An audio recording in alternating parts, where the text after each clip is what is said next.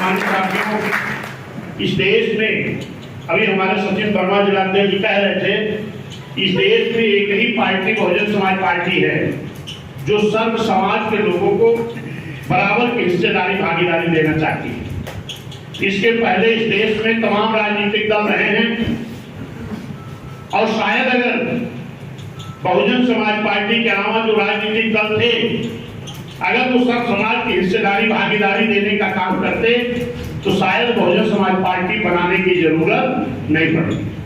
लेकिन इस देश में डॉक्टर B.R. अम्बेडकर साहब ने इस देश का संविधान सबसे अच्छा बना के दिया और बाबा साहब ने कहा था कि ये संविधान मैंने बहुत अच्छा बनाया है, अगर इस संविधान को इस देश की हुकूमत करने वाले लोग ईमानदारी से लागू कर दे तो इस देश बहुत उन्नति कर जाएगा। लेकिन इस देश के हुक्मरान लोग अगर बाबा साहब ने कहा कि मेरे बनाए हुए संविधान को अगर निष्ठा ईमानदारी से लागू नहीं करेंगे तो अच्छा से अच्छा संविधान भी अच्छा काम नहीं कर पाएगा। यही देखने को मिला है। इस देश के हुक्मरान लोगों ने बाबा साहब के संविधान को ईमानदारी निष्ठा से लागू नहीं किया और दूसरी चीज बाबा साहब ने इस देश में बड़ी लड़ाई करके बड़ा संघर्ष करके सभी जाति धर्म समाज के लोगों को बराबर का वोट का अधिकार दिया कि ताकि सभी जाति धर्म समाज के लोग इस अपने वोट के बल पर जीत करके विधानसभा लोकसभा जाएंगे और अपने अपने समाज की हित की बात को जो संविधान में लिख के जा रहा हूं इसको लागू कराने का काम करेंगे। लेकिन साथियों, इस चीज को माननीय कांशीराम साहब मान्य भाई जी ने देखा कि जितने भी राजनीतिक दल हैं, एक तो उनकी मंशा संविधान को पूरी ईमानदारी से लागू कराने के लिए साफ नहीं थी, दूसरी तरफ इस देश में रहने वाले सभी जाति धर्म समाज के लोगों को वोट तो लेने का काम करते थे लेकिन सबको टिकट या देना या विधानसभा लोकसभा राज्यसभा एमएलसी बना करके उनको भेजने का काम नहीं करते थे। यहाँ तक कि प्रधान बीडीसी मेंबर भी नहीं बनने देते थे।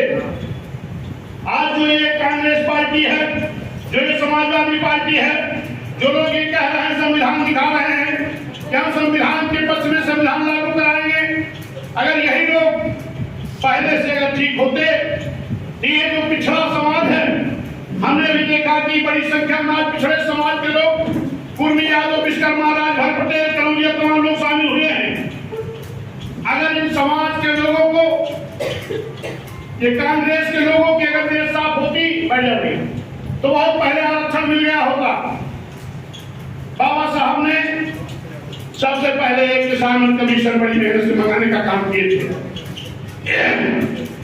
किसान कमीशन मंगाने का मतलब था कि जितने लोग इस देश में आर्थिक रूप से, सामाजिक रूप से, राजनीतिक रूप से, शैक्षिक रूप से कमजोर हो, इनको आरक्षण दे दिया जाए ताकि ये हर तरह से पिछड़े लोग अगले लोगों की बराबरी कर सके।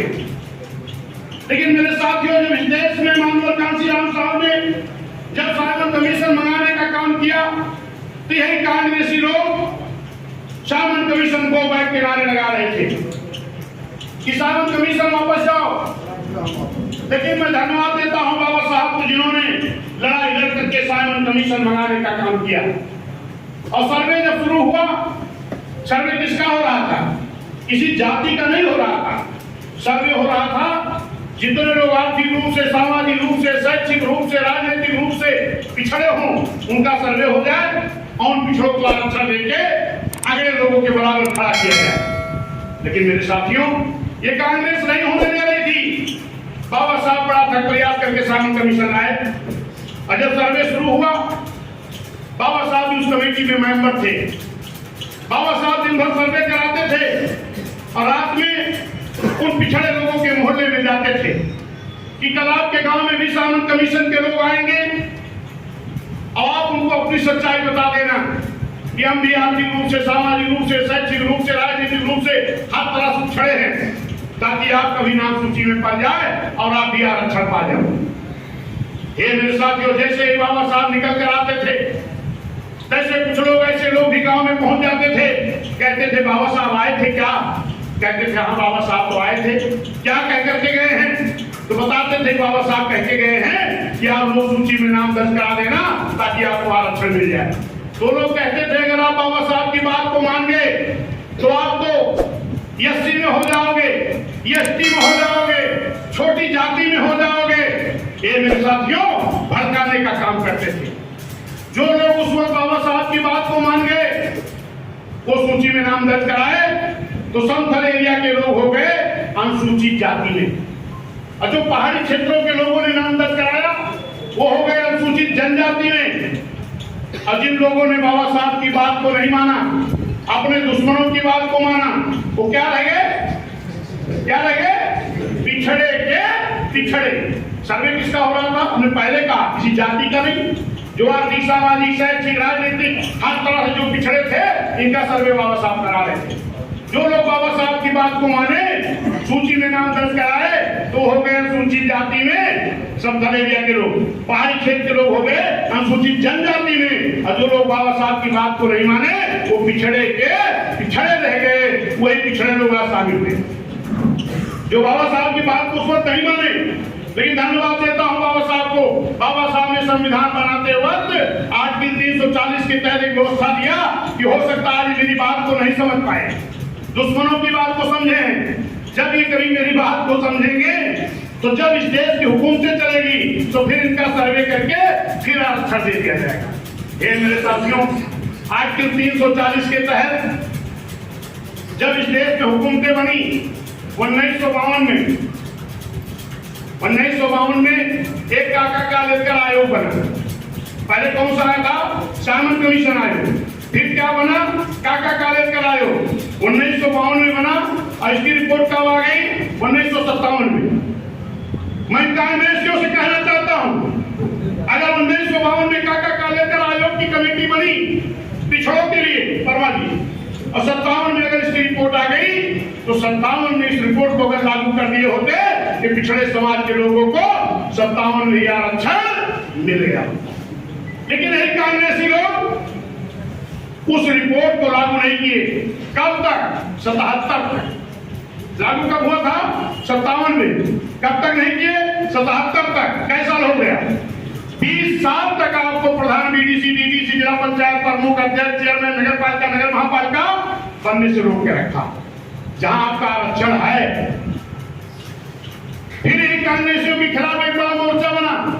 उन लोगों ने कहा मुझे सत्ता में लाओ, हम काका कालेकर आयोग की रिपोर्ट लागू करेंगे, आपको आरक्षण देंगे। ये मेरे साथियों, जब तक चुनाव नहीं हो गया तब तक लोग कहते रहे, जैसे वोट पड़ गया प्रधानमंत्री बन गए, तैसे उन्होंने कहा, जब लोगों ने कहा भाई अब तो लागू करो, तो कहे ये रिपोर्ट तो पुरानी हो गई। जब तक वोट नहीं पड़ा तब तक काका कालेकर आयोग की रिपोर्ट लागू करेंगे, और जैसे वोट पड़ गया तैसे कहे ये रिपोर्ट तो पुरानी हो गई, अब नई कमेटी बनेगी। फिर नई कमेटी बनी, उसका क्या नाम रखा गया? मंडल कमीशन। कब बना? 77 में। उसकी रिपोर्ट कब आ गई? 80 में। फिर नहीं लागू हुआ, फिर पड़ी नहीं। 80 में किसकी सरकार थी?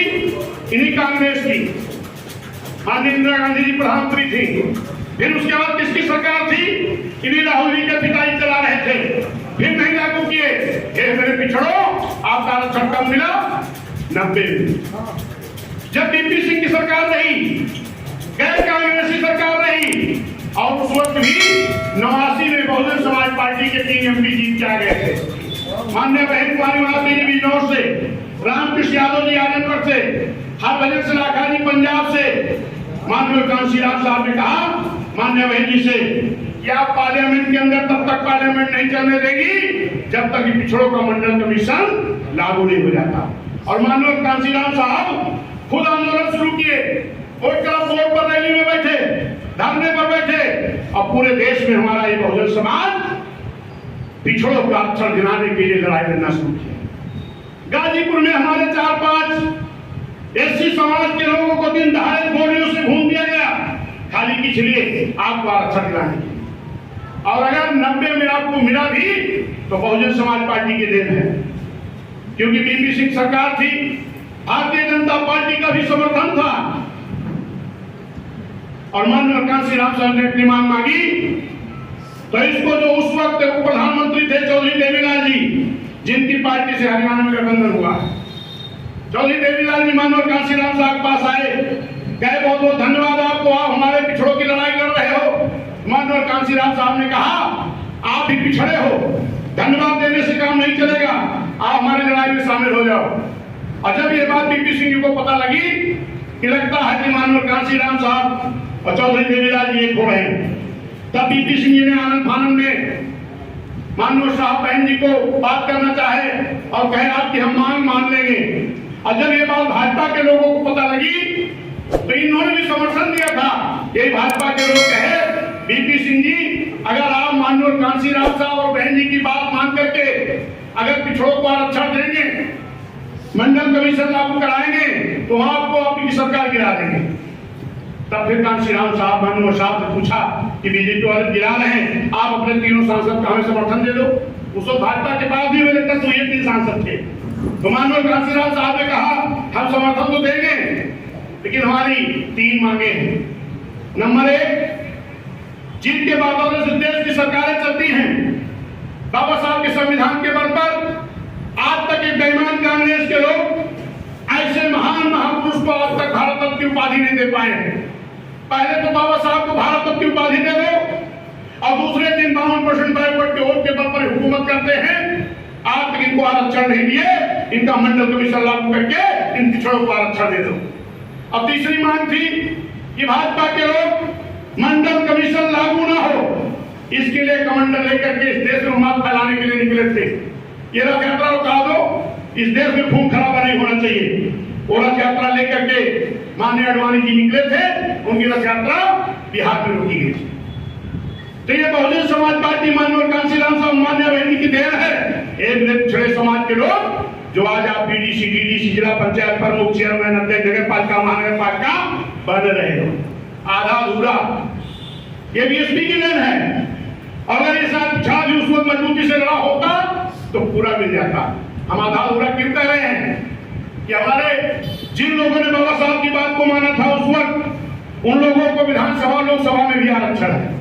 जिन लोगों ने नहीं माना उनके लिए बाबा साहब लड़ते रहे, भानु साहब लड़ते रहे, आज बहन भी लड़ रही है। आज भी हम लोग बहनी के साथ भी नहीं खड़े हो रहे, नहीं तो आज पहले आपको भी जैसे SC ST के लिए विधानसभा लोकसभा में आरक्षित है, आपके लिए भी होती।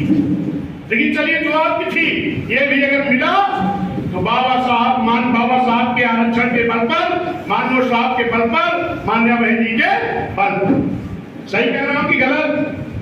बोलो सही है। तो अगर सही है तो अब से आप लोग चेत लो, ये कोई आपके साथ कांग्रेसी या समाजवादी के लोग नहीं खड़े होने वाले हैं।